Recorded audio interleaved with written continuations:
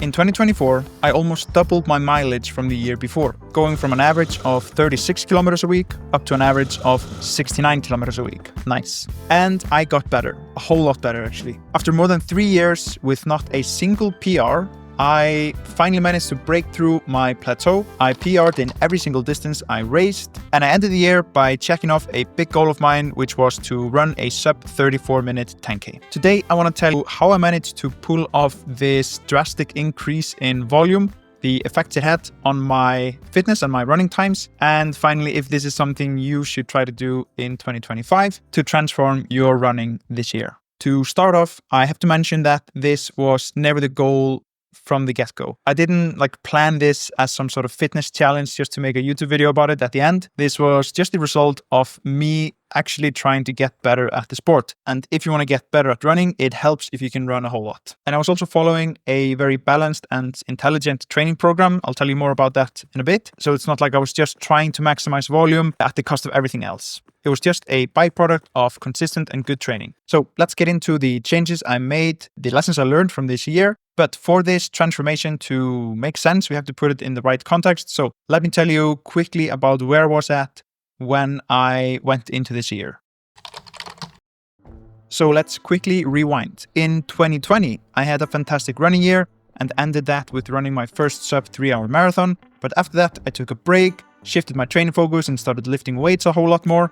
And as a result, I gained 6 kilos, which will of course slow you down a bit. And then when I decided to get back into running, I was injured a lot. I had shin splints on and off for well over a year, which was super frustrating. So while I was trying to properly build back in 2023, I was forced to cap my running volume super low. But by doing a psychotic amount of cross training, I actually managed to get really close to my old PRs at my new body weight. I had 3 races in a row where I was painfully close to a PB. At one point, I was 27 seconds from my half marathon PR. At another point, I was 7 seconds from my 5K PR. And at another half marathon, I ran 2 seconds slower than my PB. You can hear I'm using PB and PR willy-nilly. I guess PB is the British one and PR is American. I'm Icelandic and I live in Denmark, so there are no rules. Anyway, I was close to my old self, but I was still very far away from where I wanted to be. And after that 3rd race in a row, I thought to myself,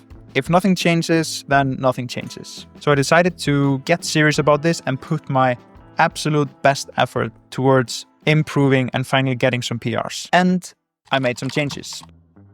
Going into 2024, I decided to get a coach. It was actually just a few minutes after that last race where I didn't get a PR that I messaged Hlynur Andrésson. He is a 2:13 marathoner and the Icelandic record holder, and I asked him to coach me. And we've been working together now for well over a year, and it has helped immensely. I cannot overstate how helpful this is. When it came to managing my injury and increasing my training volume, he of course made sure that I didn't do anything stupid. And every week I have been checking in with him, letting him know how my body is handling the training volume and the training load. So we've been able to very slowly but surely and intelligently increase from month to month. I'm saying month to month because it wasn't always from week to week. I've had ups and downs in the last year, and sometimes I've needed to back off, do some more cross training.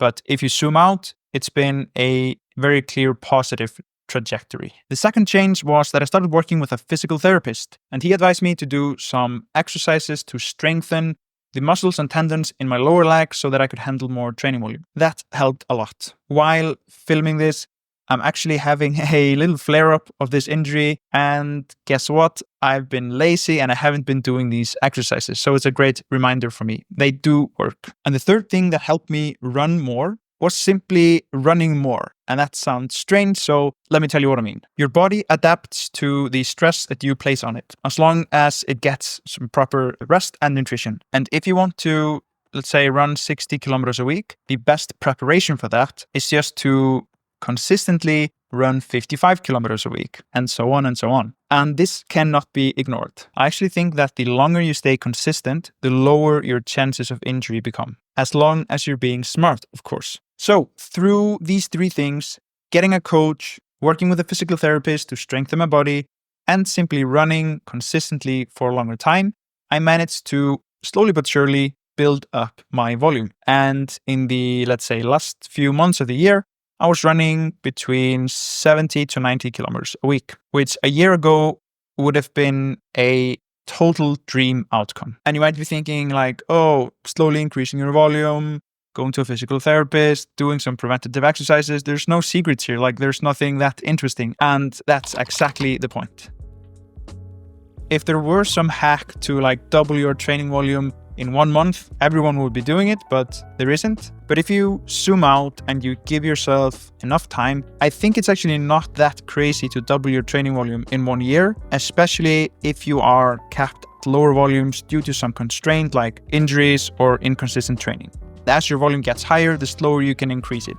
I know for a fact I will not be doubling my training volume again next year, but I also don't have to. I've gotten to the point where I'm able to train enough to see substantial improvements. And like bumping my training volume up by another 50% probably wouldn't help that much. So to give you a metaphor, imagine you're baking a cake, and what you have to do is to set the oven to, let's say, 170 Celsius, and then you just put in the cake and you wait. And there's nothing more you can do. Like you can't just say, well, I got that dog in me, so I'm gonna put it up to 300 and like bake the cake in 90 seconds. Like you won't get the results you're after. You'll just burn the cake. And if you increase your training volume too quickly, you'll burn yourself. You kind of have to find that optimal cooking temperature and then just like simmer there. Let your body simmer in that training volume for a while, and then something will happen. Time is a really important ingredient in all of this, because anyone can just like go for a run now and then run twice as much tomorrow, but that won't do anything. You have to zoom out and look at this on a longer time horizon. All right, next up, let's cover the exact improvements I got from 2023 to 2024, what a typical week looked like in my own training, and a few quick hitters about my training. So these are the stats. 2023, I ran 1,884 kilometers, and in 2024, I ran 3,587. I do acknowledge that it's a 90% increase. It's not quite double, but double just sounded better for the title of this video. All right, 5K time went from 17:28 down to 16:34. A 10K time went from 37:16 down to 33:56, and my half marathon time went from 1:19:51 down to 1:16:58. And when I had built up to a decent volume in the middle of the year, a typical week looked something like this. Monday, around 50 to 60 minutes easy and around 5 strides at the end. Tuesday, 60 to 70 minutes easy up to steady, that's zone 1 to 2. Wednesday was normally an interval session. Sometimes it was more endurance focused, like 6 by 1K around threshold, and sometimes more speed focused. Typical session might be like 15 by 300 meters